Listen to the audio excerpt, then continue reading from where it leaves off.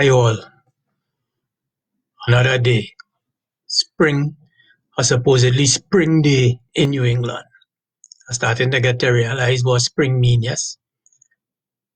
Long time when you're growing up in the Caribbean and they're showing you a storybook in school about spring.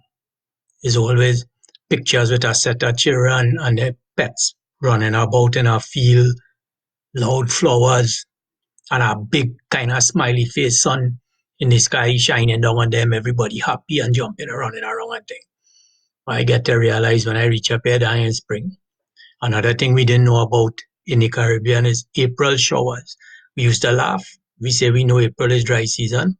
There are no showers, no rainfall in here. We in drought, in fact.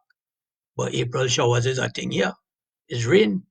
Spring, everybody think, at least I used to think, a nice sunny, fun kind of thing. And it's really showers every minute. The weather has changed quick, quick. 1 minute is sun, next minute is rain. So anyway, it's spring. It is what it is. I had to figure it out. So when I see the weather was looking nice this morning, I decided I'm going for a walk outside one time before rain started to fall in this spring. And I wondering, I going about walking. And another thing with spring up here, that is when the animals just come out. Apparently, and I seen on Facebook the other day, a man showing some pictures in the tongue just over from us. They are prowling about in his yard. So I walk in today, man, and I studying. But if a bear come now, what is my situation here? I start to make plans for if I see this bear, if I see him in time, I could run. And if I go climb a tree, I say bear could climb tree, I can't climb no tree, so I can't escape. I'm making plans to deal with the bear if he show up, you see?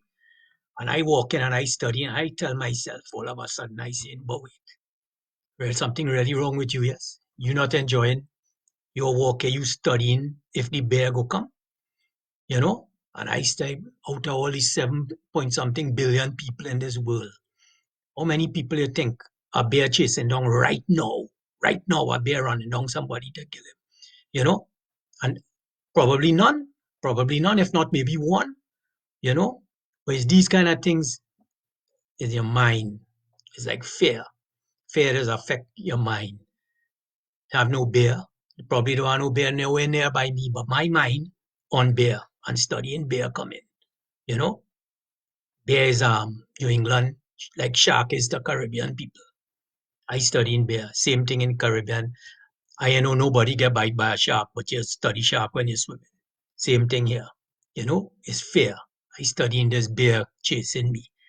And then I said, this fear thing is a real serious thing. Because I was watching TV the other day and I see these guys making protests. They decide to make protests about the lockdown and the COVID. And I saying to myself, but something wrong with these people. But then I get to realize, what is their problem? It's not problem they have. It's fear. And when fear in your mind, that is real to you, the person, that is your perception, that is real to you. I can't say that those people don't share anything. They frightened.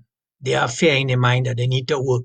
Or else if they don't work, the whole family becoming destitute and they're in serious problems and they play that program out to the begin, out to the end and see themselves saying on under bridge and overpass with nothing. That is fear, you know. So I was saying, boy, I watched that and then I saying to this fear thing.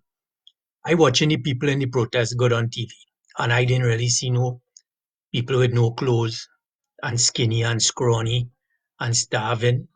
As all them people they gone in that protest had a nice jacket and thing against the cold spring weather. A lot of them come in their own car.